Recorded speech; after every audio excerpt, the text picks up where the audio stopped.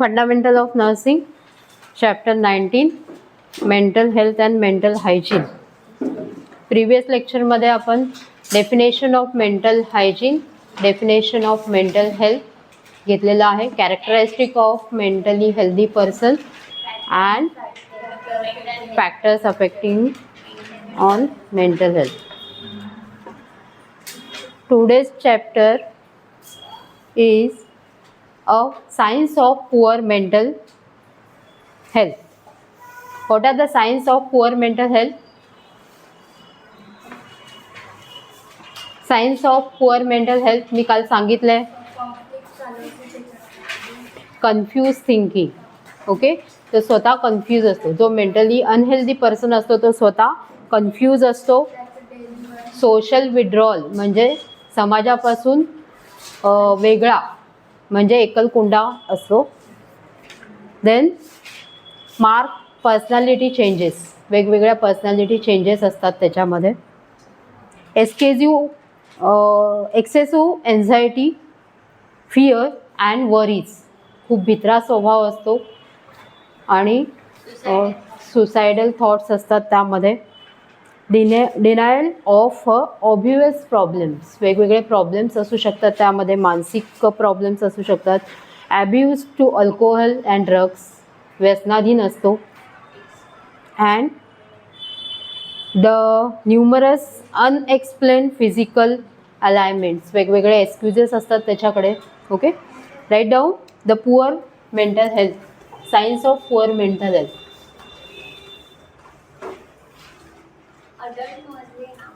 नाही, in all persons.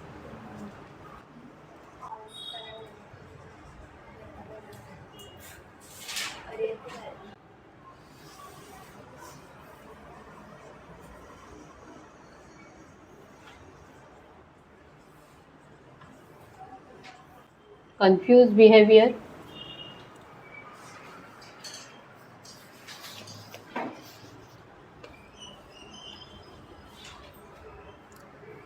social withdrawal,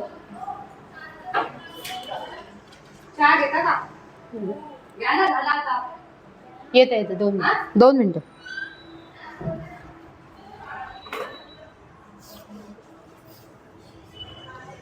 abuse of alcohol and drugs,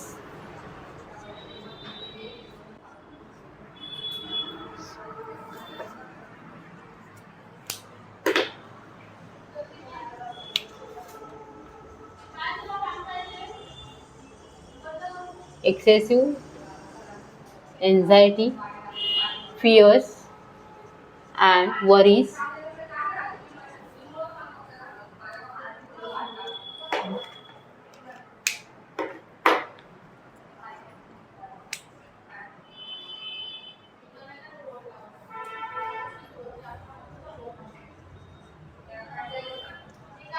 mark changes in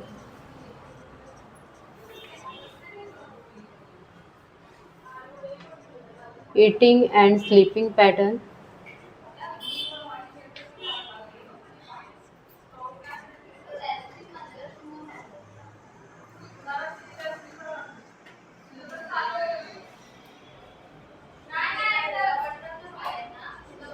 suicidal thoughts,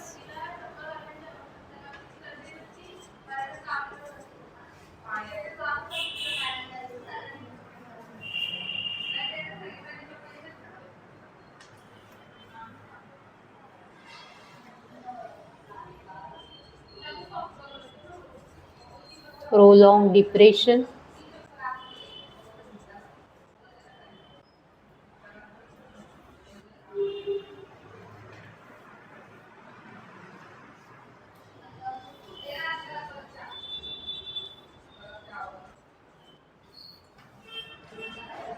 numerous unexplained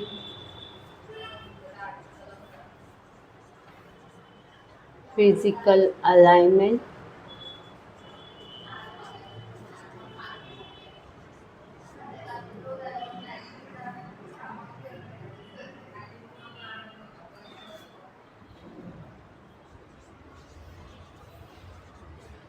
denial of obvious problems. Signs of poor health: confused behavior or confused thoughts, thinkings, social withdrawal, abuse of alcohol and drugs, excessive anxiety, fear and worries, marked changes in eating and sleeping pattern, suicidal thoughts, prolonged depression, numerous unexplained physical ailment, denial of obvious problems.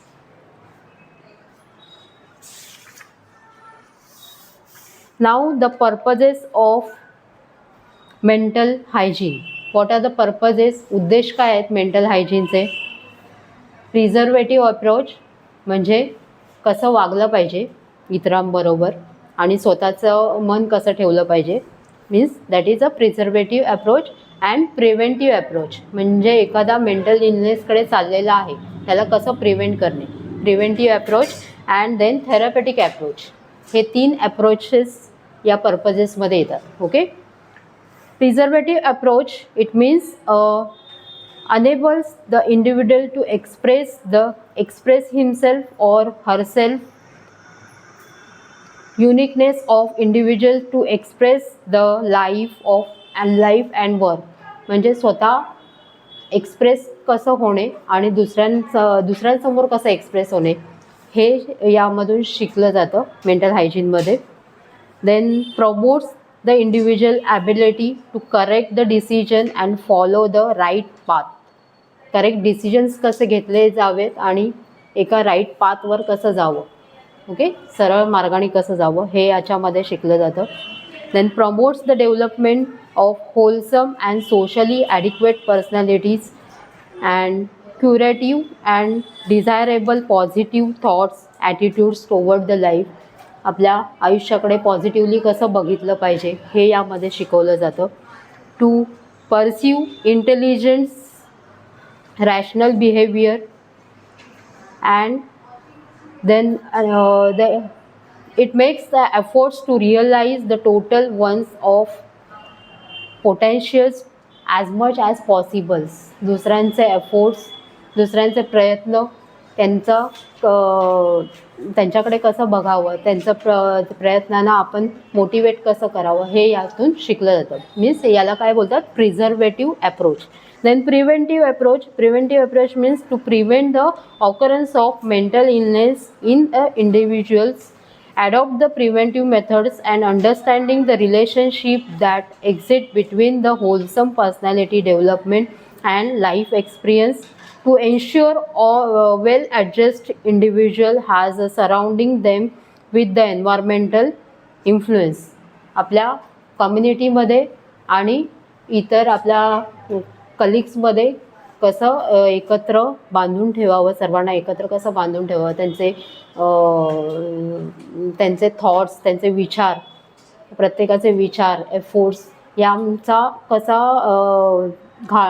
घोलमेल करावा हे या mental हायजीनमध्ये शिकवलं जातं. आणि एखाद्याला mental इलनेसकडे जो depress होतो आहे त्याला त्यातून कसं बाहेर काढावं हे यामध्ये शिकलं जातं. Okay.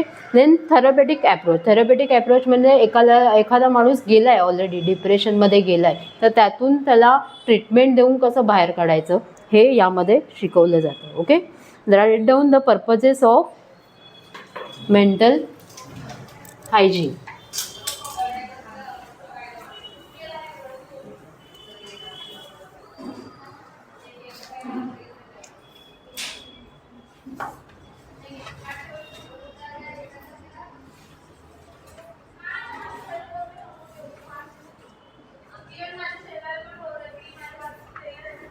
First, preservative approach.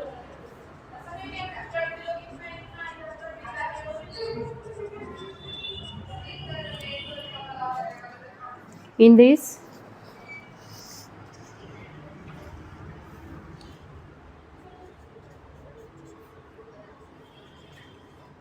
help the individual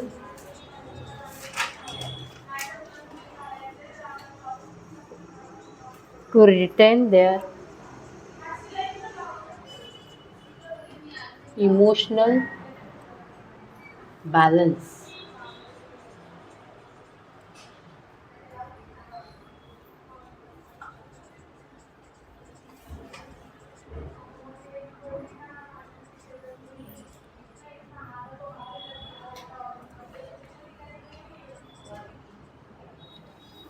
make effort to realize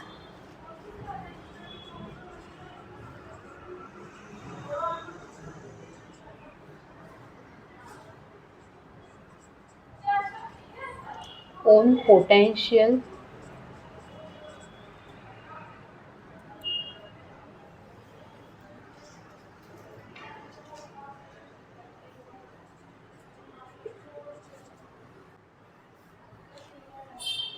as much as possible.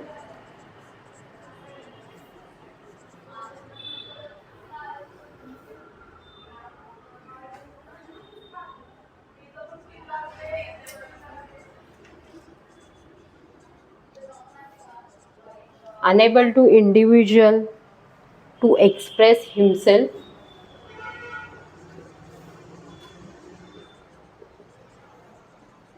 or herself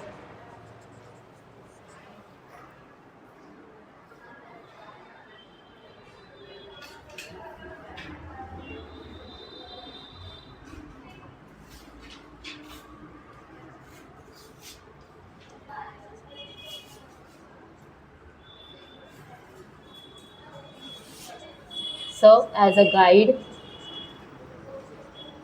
to human adjustment.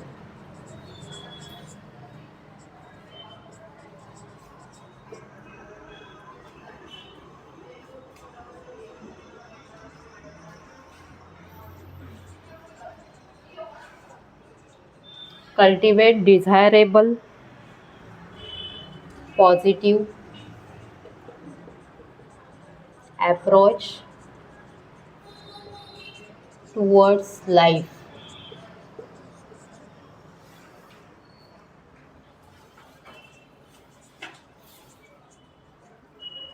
To pursue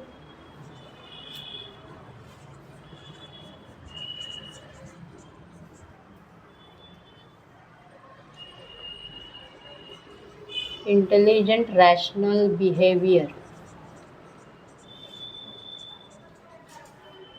Second thing is preventive approach.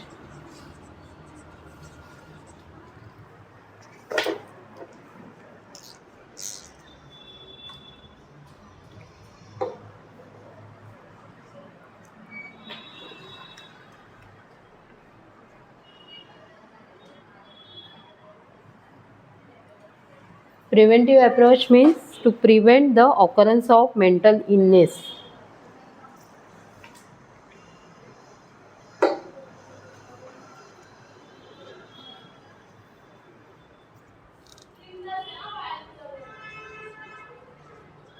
To prevent the occurrence of mental illness.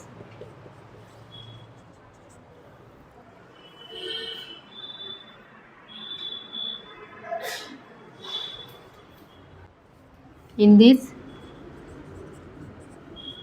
adopt the preventive methods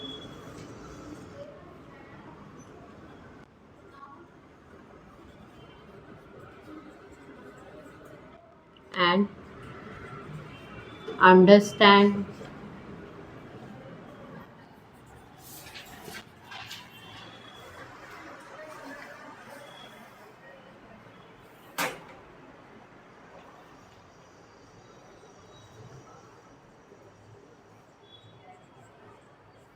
thoughts and efforts of individuals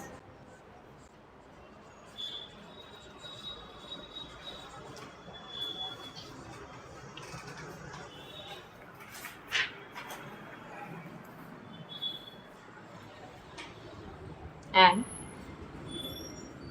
to ensure the well adjustment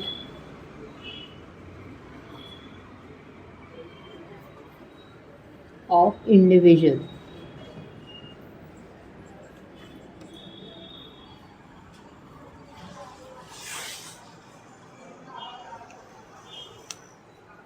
And the third one is therapeutic approach.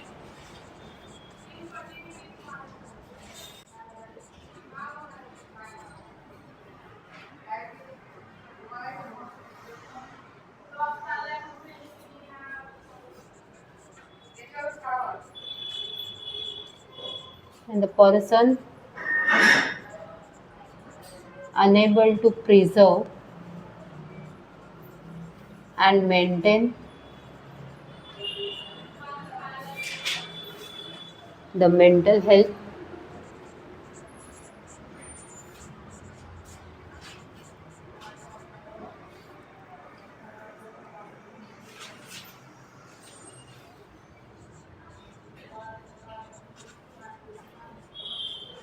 and prevent the occurrence of mental illness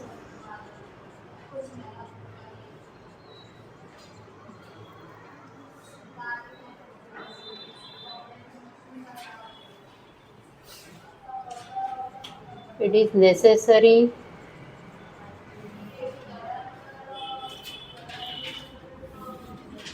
to utilize therapeutic treatment. Purposes of mental hygiene. First one is preservative approach. Help the individual to retain their emotional balance in preservative approach. Make effort to realize totally one own potentialities as much as possible. त्याच्यामधले प्रयत्न आहेत त्यांचं realise आहे ते कसं सातत्यात उतरवायचं हे यामध्ये शिकवलं जातं. Enable to individual to express himself and herself. Serves as a guide to human adjustment. दुसऱ्यांबरोबर ॲडजस्टमेंट कशी करावी हे शिकवलं जातं. Cultivates the desirable positive approach toward the life to pursue a intelligent rational behaviour. Then preventive approach to prevent the occurrence of mental illness. हा preventive approach केव्हा वापरला जातो? जेव्हा मेंटल इलनेसकडे चाललेला आहे माणूस, ते प्रिव्हेंट करण्यासाठी. Okay. Adopt the preventive methods and understanding the thoughts and efforts of individual. यामध्ये त्या पर्सनचे थॉट्स, विचार आहेत आणि काही प्रयत्न आहेत याचा काय विचार केला जातो आणि त्यांना अंडरस्टँड केलं जातं. To ensure the well adjustment of individual. त्यासाठी त्याच्याशी ॲडजस्टमेंट केली जाते. Therapeutic approach. In this therapeutic approach जर ह्याच्यावर हे दोन्हीपैकी कुठलेही अप्रोच चालले नाही, प्रिझर्वेटिव्ह पण नाही आणि प्रिव्हेंटेटिव्ह पण नाही, तर अशा पेशंटला मेंटल इलनेसमधून बाहेर काढण्यासाठी थेरपेटिक ट्रीटमेंट दिली जाते. Okay. Next one is the mental hygiene in various stage of life. प्रत्येक स्टेज, लाईफच्या प्रत्येक स्टेजमध्ये मेंटल हायजीन का गरजेची आहे? In prenatal and postnatal period, म्हणजे आईच्या गर्भपिशवीत असताना आणि गर्भातून बाहेर आल्यानंतर. Okay. During this stage the pregnant woman must have a positive emotional feelings free of a mental tension, conflicts and the frustration. जेव्हा एखादी मदर गरोदर असते तेव्हा ती फ्री फ्रॉम फ्रस्ट्रेट, म्हणजे कुठल्याही काळजीशिवाय असली पाहिजे. ओके. तिच्या मनामध्ये किंवा तिच्या आजूबाजूला असं कुठलंही वातावरण नसलं पाहिजे की जेणेकरून तिला त्रास होईल. ओके. तिच्या आजूबाजूला आनंदीच वातावरण असलं पाहिजे जेणेकरून तिच्या गर्भामध्ये असलेल्या मुलालाही त्रास होणार नाही. ओके. म्हणून मेंटल हायजीन तेव्हा पण गरजेची आहे जेव्हा बाळ गर्भपिशवीमध्ये असतं. त्याला बोलतात गर्भसंस्कार. अशा पिरियडमध्ये त्या मदरला चांगले बुक्स वाचायला सांगितलं जातं किंवा एक चांगले थॉट्स तुम्ही वाचा, एखादी चांगली बायोग्राफी वाचा किंवा ऐका असं सांगितलं जातं. ओके. कारण त्या मुलाला पण ते कानावर पडत असतात त्यावेळेला. त्याला बोलतात गर्भसंस्कार. If she experience a deprivation, frustration, conflicts, unpleasant demands and intelligence by the family members, it will affect on the emotional status of the mother. या जर आजूबाजूचं वातावरण अनप्लेझंट असेल किंवा अनहॅपी असेल तर त्याचा त्रास त्या आईला पण होणार असतो आणि त्या मुलाला पण होणार असतो. ओके. सो ज्या फॅमिलीमध्ये आनंदी वातावरण असतं किंवा चांगले थॉट्स असतात, त्यांच्या फॅमिलीमध्ये आजूबाजूला चांगलं वातावरण असतं, तर अशी मुलं जी जन्माला येणारी मुलं असतात ती चांगले संस्कार घेऊन येतात. आणि ज्यांच्या जे आजूबाजूला वातावरणच बरोबर नसतं, कंटिन्यू शिव्यागाळ वगैरे चाललेलं असतं, तर त्या मुलाला पण तेच कानावर पडत असतं आणि तो जन्मताच तेच शिकतो. ओके. आणि अशी मुलं ऑर्फनेजमध्ये जातात. ऑर्फनेज म्हणजे बालगुन्हेगारी. Next one is infancy. Infancy means 1 month to 1 year पर्यंतचा पिरियड. बाल जन्मल्यानंतरचा 1 महिन्यानंतरचा त्या पिरियडपासून 1 वर्षापर्यंतचा पिरियड, त्याला बोलतात infant. In infancy period, in this month, the fetus feel in the womb. जेव्हा बाळ गर्भपिशवीमध्ये असतं तेव्हा त्याला तिथे वार्मनेस जाणवत असतो. आईच्या गर्भपिशवीमध्ये असल्यानंतर त्याला मोर कम्फर्टेबल वाटतं. Okay. And he enjoy the warmness. But in new born, जेव्हा तो बाहेर येतो तेव्हा बाहेरच्या वातावरणाशी सांभाळून घ्यावं लागतं. म्हणजे जे क्लायमेट असतं त्याच्याशी पण आणि आजूबाजूचं जे वातावरण असतं त्याच्याशी पण त्याला सांभाळून घ्यावं लागतं. फुल of fear when he comes in open world. Now the infant needs the personal contact, rearing and caring to promote the belongingness. The infant brought up to the in happy family with love and care develop a normal life. Then in infant rears in the problematic family, he goes in the orphanage.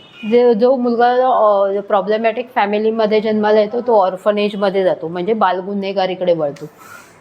Next one is early childhood means a toddler period. Toddler म्हणजे काय?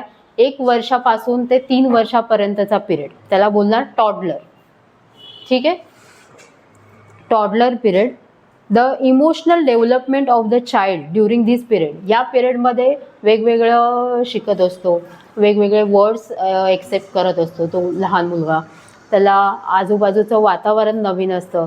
या पिरियडमध्ये त्याला friend circle मिळतं, म्हणजे जर बाहेर गेलं किंवा त्यांचे वेगवेगळे विचार असतात.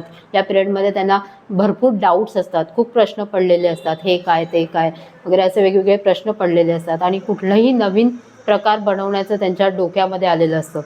सो हा toddler period is also important. During this period the child learns running, jumping, climbing, shouts, balance and many more abilities. He also develops a sensory perceptions of size, forms and distance, and he develops the fine motor coordination and sensory perceptions, vocabulary improvement, and he enjoy the sense of adventures and desire to meet new experience. यामध्ये त्याला adventures करायला आवडतात, कुठूनही उंचावरून उडी मारणे किंवा काहीतरी नवीन करणे, हे त्या लहान मुलाला आवडत असतं. 1 ते 3 वर्षापर्यंतचा पिरियड. सो अशा हा पिरियड पण खूप इम्पॉर्टंट असतं. यामध्ये पण त्याच्यावर स्पिरिच्युअल किंवा वेगवेगळे थॉट्स त्यांना सांगितले जातात, जेणेकरून तो लाईफ लाँग ते फॉलो करेल. He should encourage, praise and guides to show that he loved and needed to by her parents. Next period is the childhood period, means school going child. 6 to 12 years चा period, school going child. This period is known as a smart age group. या पिरियडला काय बोललं जातं? Smart age group. यामध्ये तो interact करतो स्वतःच्या फ्रेंड्सबद्दल बरोबर किंवा टीचर्स ग्रुप बरोबर इंटरॅक्ट करतो, बाहेरच्या वर्ल्डमध्ये जातो आणि या लोकांशी इंटरॅक्ट करतो. And in this period by the now they are reasoning of power of increasing a fear of overcome. त्याला स्वतःहून केलेलं आवडतं. आपण जेव्हा पॅरेंट्स त्याला कुठल्याही गोष्टीमध्ये हेल्प करतात तर त्या मुलाला आवडत नाही, या स्कूल गोईंग चाइल्डला. त्याला ते प्रत्येक गोष्ट स्वतःहून करायची असते. Okay. Both the parents, teachers and other adults find it difficult to cope with this age group, and the child needs the age are love, protection and care by the parents, appreciations and proper guidance. या पिरियडमध्ये त्या मुलाला appreciate केलं पाहिजे, proper guidance दिला पाहिजे. Regular checkup on his activities, प्रत्येक वेळेला हेल्थ चेकअप केलं पाहिजे, त्याचे ग्रोथ पॅटर्न कसा आहे किंवा न्यूट्रिशन पॅटर्न कसं आहे याकडे लक्ष दिलं पाहिजे. There should be a parents teachers meeting to discuss the problems of the child. यामध्ये पॅरेंट्स टीचर्स मीटिंग झाली पाहिजे, कारण बाहेर जेव्हा जातो मुलगा तेव्हा टीचर्सना माहिती असतं की त्याचं बिहेवियर कसं आहे, तो इतर मुलांशी कसा वागतो, का भांडणं करतो इतर मुलांशी, का शेअर करतो प्रत्येक गोष्ट, हे सर्व टीचर्सना माहिती असतं. त्यामुळे पॅरेंट टीचर्स मीटिंग झाल्या पाहिजे to discuss the problems of the child. Attempt not to develop the inferior complex and he must be treated without hunting. हे जे प्रॉब्लेम डिस्कस केले जातात तर ते प्रॉब्लेम कसे सॉल्व करायचे हे पण यामध्ये डिस्कस केलं जातं, मार न दिल्याशिवाय त्या मुलाला. Okay. Next period is adolescent period, means 13 to 18 years age group. या पिरियडमध्ये मुलींचे आणि मुलांचे हार्मोनल चेंजेस होत असतात. ओके. एक तारुण्य पिढीकडे चाललेला असतो हा मुलगा. Hormonal changes, so sex education दिलं जातं या पिरियडमध्ये. टीचर्स देतात प्लस पॅरेंट्स देतात, आणि पॅरेंट्स आणि मुलांमध्ये एक फ्रेंड सर्कलसारखं वातावरण फॅमिलीमध्ये असलं पाहिजे, जेणेकरून जो मुलगा आहे तो फ्रीली बाहेरचं काही असेल तर फ्रीली आईवडिलांशी बोललं पाहिजे. ओके. किंवा बाहेर टीचर्स असतात, तर टीचर्स असतात ते प्रत्येक गोष्टीचं एज्युकेशन देत असतात या पिरियडमध्ये, कारण या पिरियडमध्ये काही लोक ॲब्यूज होतात, कुठल्याही वाईट गोष्टीकडे व्यसनाधीन झालेल्या, कधी वाईट फ्रेंड सर्कल मिळाल्यामुळे व्यसनाधीन होऊ शकतात किंवा कुठल्याही वाईट वागणूक करू शकतात. त्यामुळे हा पिरियड पण खूप इम्पॉर्टंट असतो मानसिकदृष्ट्या. In this period, the parents should always see a right from a childhood, the basic needs of fulfill the children's. The parents should be to take their teenage child into a confidence and give a sex education in a scientific manner. Even the school management can introduce a sex education for hereditary sex life in future. Instead of the fault finding, the parents should try to explain and guide the child. त्यांच्यामधल्या चुका काढण्याऐवजी त्यांना काय केलं पाहिजे, प्रत्येक गोष्ट explain केली पाहिजे आणि गाईड केलं पाहिजे. Next period is अडल्टहूड period. म्हणजे या पिरियडमध्ये प्रत्येक मुलं किंवा मुली आपल्या करिअरचा विचार करत असतात. ओके. करिअरकडे चाललेल्या असतात, त्यांचं पूर्ण स्कूल किंवा कॉलेज कंप्लीट झालेलं असतं आणि जॉबकडे वळत असतात.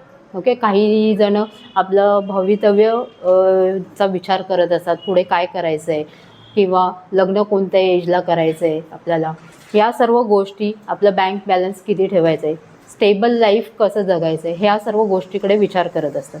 सो हा पण पिरियड मेंटली हायजीनसाठी महत्त्वाचं आहे, कारण या पिरियडमध्ये जास्तीत जास्त फ्रस्ट्रेशन असतं तर ते असतं जॉबचं, करिअरचं.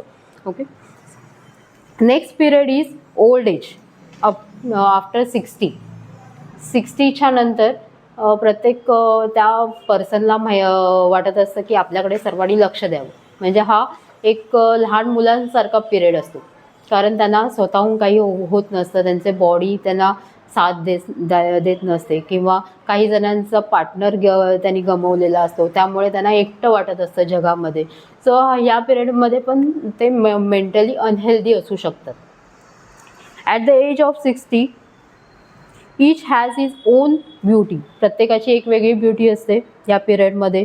Various factors including preparation of old age and earlier experience, satisfaction of needs, reactions of old age, friendships and attitude towards the family, society, health and living and economic conditions, या सर्व गोष्टींवर हा old age period अवलंबून असतो. त्यांची economic condition किती आहे, प्रत्येकाने आपला बँक बॅलन्स किती ठेवला आहे त्यावर ओल्ड एज अवलंबून असतो. ज्यांचा बँक बॅलन्स असतो त्यांना ओल्ड एजमध्ये काही प्रॉब्लेम होत नाही, ज्यांच्याकडे काहीच राहिलेलं नाही आहे बँक बॅलन्स, अशा ओल्ड एज ग्रुपकडे त्यांची मुलंसुद्धा बघत नाहीत. सो असे काही कॉन्फ्लिक्ट्स असतात जगामध्ये. तर हे सर्व येतं मेंटल हायजीनमध्ये. ओके. प्रत्येक stage the mental hygiene in various stage of life, हे आपण बघितलं from antenatal period to the old age. ठीक आहे, हे तुम्हाला काय एवढं शॉर्ट नोटमध्ये येणार नाही आहे, फक्त मी एक्सप्लेन केलं प्रत्येक एज ग्रुपमध्ये त्यांचं मेंटली आपण कसं त्यांना सावरलं पाहिजे. इथे आपल्याला mental health and mental hygiene हा टॉपिक संपतो.